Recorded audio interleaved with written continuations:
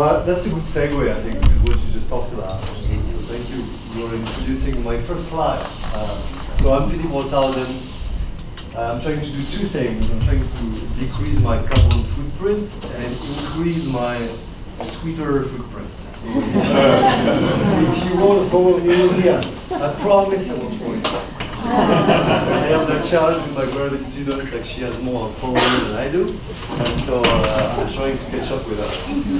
I'm a Generation X, I'm not a millennial, so you know, I'm behind in technology somehow. So anyway, all right, let's move on. So I'm going to talk about smart citriculture. I work on citrus, I work on other crops, but today I'm going to focus my talk on citrus. And so you just heard that, right? Vertical farming here. I wanted to put that slide up just because to show you like the diversity of agriculture and indoor agriculture. So you know, it starts with tomato, which in my opinion is like one of the staple food of indoor agriculture. And Deborah here is very knowledgeable about this growing in hydroponics. Now something that gets a lot of traction, obviously these days, is cannabis. So there's a lot of money going into this, and then you know you can stack them up and grow greens just like this.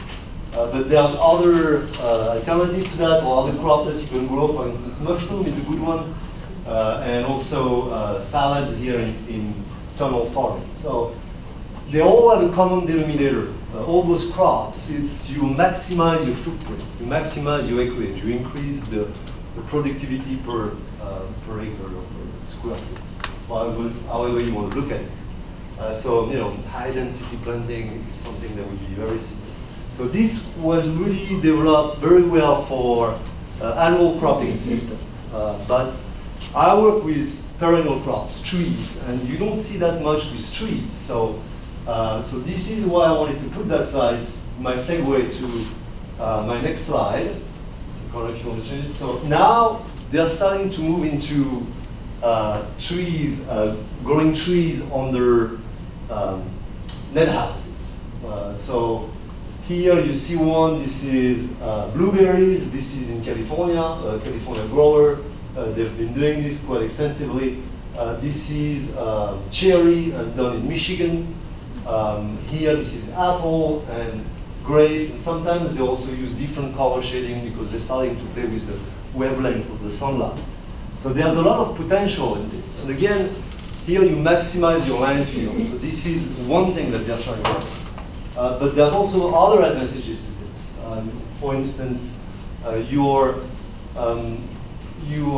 buffer the environmental conditions. So you're less dependent on the environment and the change in the environment. So when we talk about climate change and when you go into more extreme environment, this is going to have an impact on the quality of the crops and on the productivity of the crops. So by doing this, you can kind of buffer the effect of the weather, if you wish. And so you would improve your productivity and you would be less dependable on extreme weather conditions, for instance. So that leads to my next slide. So now they're doing it on citrus, and they've been doing that in many places around the world on citrus for the reason that I just talked about, for environmental conditions. Here, this picture was taken in South Africa, so they're doing it over there. So that's an orchard outdoor, and this is indoor. And they have like hundreds of acres indoor, growing on the nets. And so they do that for hail protection. That's one of them. To avoid cross-pollination, that's another one. To avoid sunburn, that's another one. To decrease water consumption, that's another one. So there's a lot of benefits for doing this, and this is so beneficial now that the industry is progressively moving towards growing citrus on the nets. So my next slide.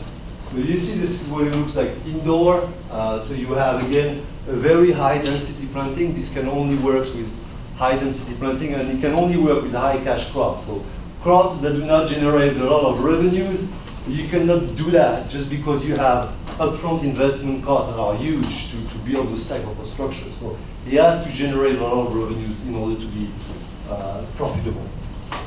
And so now we're doing it in California, And the reason why we're doing it in California, and this is my last slide, okay, it's because of Wong-Long-Bay. This is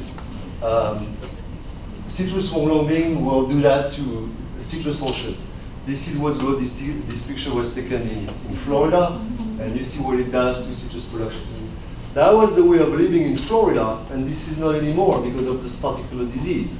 And if this disease is here now in California, and this is what's going to happen if we do nothing. And there's really, at this point, nothing you can do.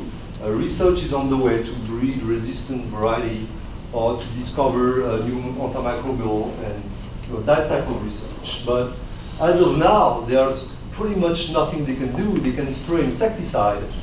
This disease is vectored by an insect, and so they cannot target the disease, but they can target the vector. And so they've been targeting the vector, but that means that they have to spray a lot of insecticide. And obviously, this is not environmentally friendly. So one way of doing this, of controlling the disease, is to grow citrus on the nets, where you exclude the vector from going onto the tree and transmitting the disease. And so this is what my research is investigating with some other folks here on campus, and we're looking at the benefits of adopting these cultural practices for citriculture production in California. So that's it.